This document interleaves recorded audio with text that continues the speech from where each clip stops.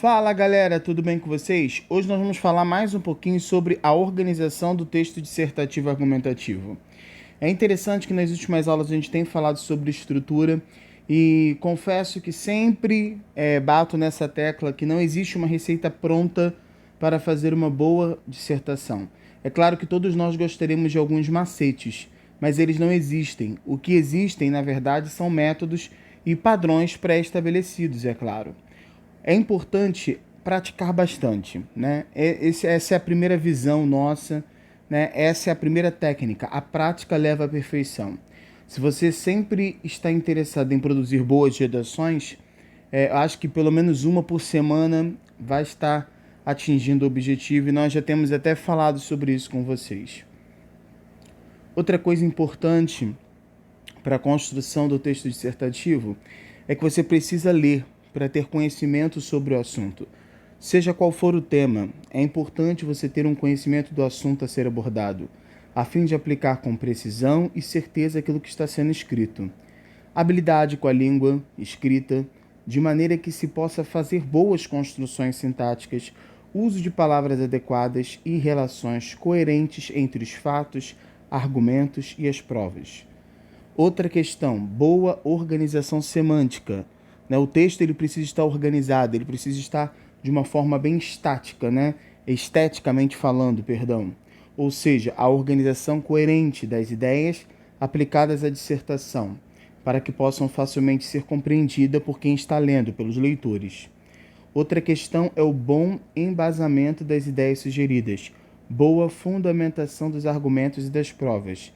É importante, termos uma base, termos conhecimentos, sobre aquele determinado assunto. É claro que há dois tipos elementares de dissertação, a argumentativa, e a técnica. A argumentativa ela é chamada sempre de polêmica e a técnica ela é mais chamada de expositiva ou referencial. O primeiro tipo, que no caso é essa argumentativa, ela se caracteriza pela defesa de um ponto de vista particular. O autor, mesmo se baseando em experiências e convenções pessoais, argumenta impessoalmente e defende sua opinião sobre o assunto proposto. Por isso, é aquela que é mais adequada ao desenvolver um tema. Nos concursos, no vestibular, no Enem, é essa que se pede a dissertação argumentativa. Outra observação que a gente sempre fala é que ser impessoal significa manter a terceira pessoa do discurso. Mesmo não construindo erro, o autor deve evitar as expressões em primeira pessoa, Eu acho, eu penso, vou falar, na minha opinião, ao meu ver, considero, Já na redação dissertativa, na dissertação técnica, o autor ele desenvolve um texto sem explorar dados pessoais. Ele faz mais para analisar e explicar o assunto em debate. Assim, há uma tendência maior ao uso da dissertação técnica em documentos científicos.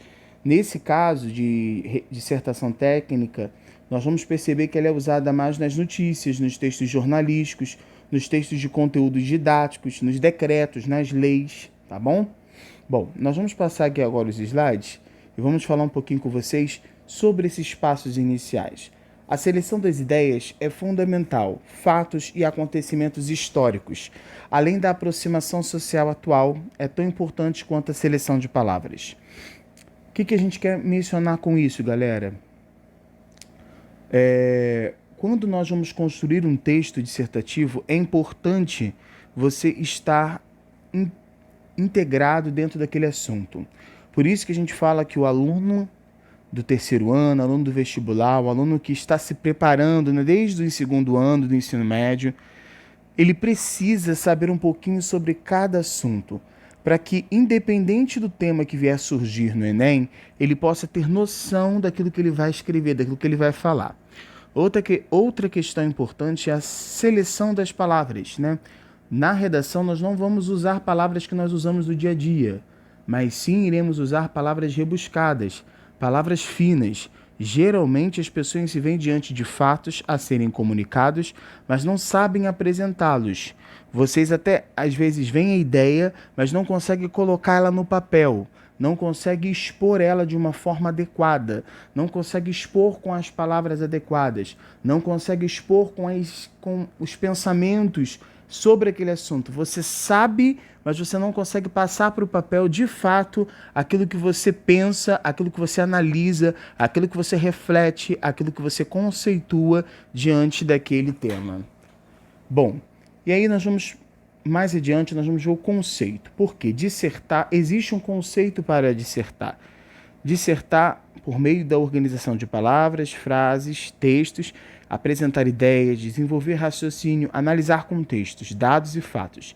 Nesse momento, nós temos a oportunidade de discutir, argumentar e defender o que pensamos utilizando-se da fundamentação, justificação, explicação, persuasão e de provas. Ou seja, escrever uma dissertação é exatamente estar organizando as palavras, as frases, os textos, apresentando ideias, desenvolvendo raciocínios, analisando contextos, analisando dados, né? É a oportunidade que nós temos de discutir o nosso pensamento, nós vamos argumentar, nós vamos defender uma ideia, tá? A elaboração dos textos dissertativos requer domínio da modalidade escrita. Domínio é você saber escrever bem, é você saber escrever as palavras com R só, com 2R, com S só, com 2S, é saber discernir entre CH e X, é domínio da norma culta da língua portuguesa num todo, tanto na escrita, quanto na ortografia, quanto na acentuação, quanto na pontuação. Desde a questão ortográfica até o uso do vocabulário preciso de construções sintáticas organizadas, que é a questão da concordância verbal e nominal, além de conhecimentos do assunto que vai abordar a posição crítica pessoal diante desse assunto. A atividade dissertadora desenvolve o gosto de pensar e escrever o que pensa, de modo a questionar o mundo, procurar entender a transformação e realidade. Então nós temos aí uma exposição, né, em vista de uma realidade, em vista de uma busca por transformar a realidade. Então, assim, existem algumas diretrizes diante do texto dissertativo, né? Certamente você conhece alguém que já contou um fato de maneira confusa ou tentou defender um ponto de vista de forma desordenada. Na comunicação oral, o emissor e o receptor estão frente a frente e as dúvidas podem ser tiradas no momento em que ocorrem as falas. Mas e no texto? E se as dúvidas surgirem devido à falta de organização? O que o leitor fará? Se for apenas um leitor, certamente abandonará a leitura e apresentará os mais variados questionamentos. Se pertencer a uma banca corretora do Enem, no caso, provavelmente o candidato perderá preciosos pontos. Algumas diretrizes que é não fugir do tema, defender o ponto de vista, amparar o ponto de vista com argumentos convincentes, de preferência comprováveis. E aí nós temos a questão da fuga do tema, que a gente precisa ter muito cuidado, tá bom? Então vamos lá. Introdução. Um bom texto é aquele que desperta no leitor a vontade de continuar a leitura.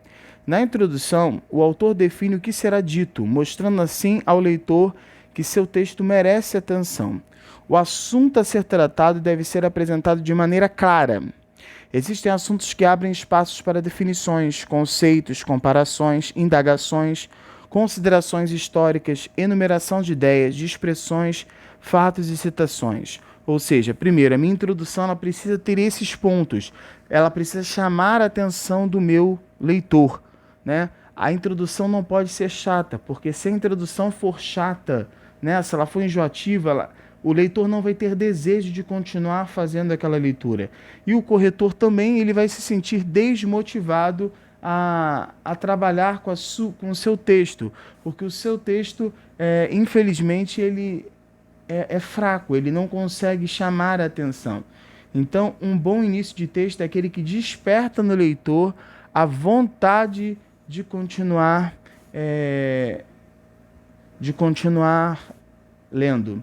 E aí nós temos alguns conceitos e opiniões, né, que devem ser colocados. Temos as comparações e indagações e considerações históricas, como falamos. Aí nós temos os fatores de uma introdução. Na introdução nós podemos colocar a comparação, que é a demonstração da semelhança entre casos. É um recurso que pode ajudar em sua base argumentativa. Indagações. Na introdução também podem ser feitas perguntas que ajudem a informar os aspectos do tema que serão abordados e nortear a argumentação que introduzem. Lembrando que se eu faço uma pergunta na minha introdução, eu preciso responder ela ao longo do meu texto. Consideração histórica. Pode-se fazer um apanhado dos principais pontos ao longo da trajetória histórica do tema escolhido ao abordar sucintamente um fato histórico. Enumeração de ideias. São explicitados exemplos preciosos ou mais de uma ideia para apresentar e ordenar a discussão. Citação. Trata-se da opinião decorrente da experiência relatada, citação informal ou de uma passagem de livro, revistas, etc. Também como exemplo, tá bom, galera? Então a introdução ela precisa ser chamativa, ela precisa ter todos esses apanhados, né? Vamos lá. Desenvolvimento. O desenvolvimento é a maior e mais importante etapa do texto dissertativo argumentativo. Por quê? Lá é que nós vamos colocar 2 parágrafos, e esses 2 parágrafos, eles resumem aí, vamos dizer, mais de 15 linhas quase do nosso texto. Nele é preciso fundamentar de modo racional e organizada a tese do escritor por meio de argumentos validados pela razoabilidade, pela ciência ou pela experiência coletiva. Em outras palavras, no desenvolvimento será analisada a capacidade do autor do texto para, com recursos variados, e defender seu ponto de vista a respeito de determinado assunto. E aí os argumentos eles precisam ser fortes, eles precisam ser convincentes, precisam ser argumentos que venham convencer quem está lendo o seu texto da sua real posição.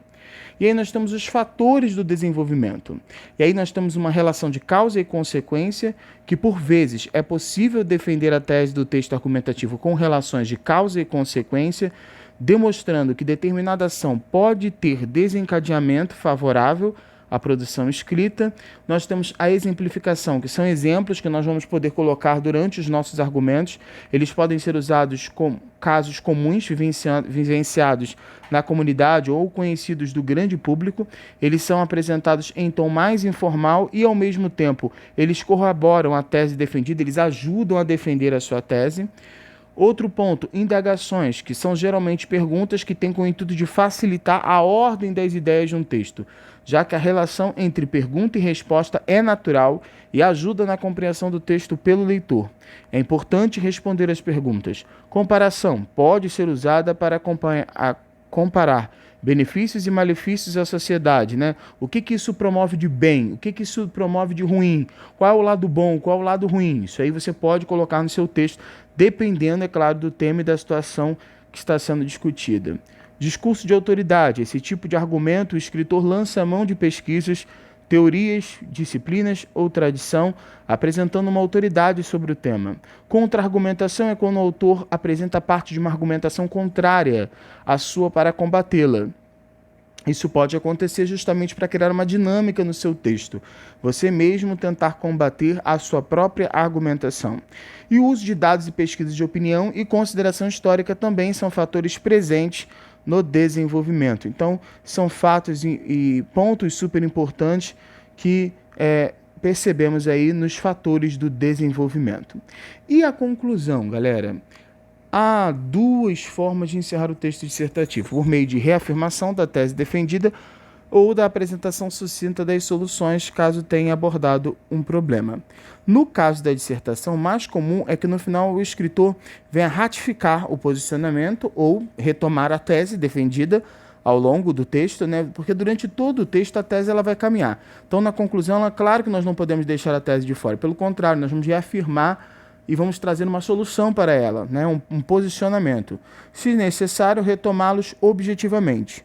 Porém, também é possível apresentar soluções viáveis para a questão da problematizada, quando solicitada ou quando o autor julgar pertinente à discussão.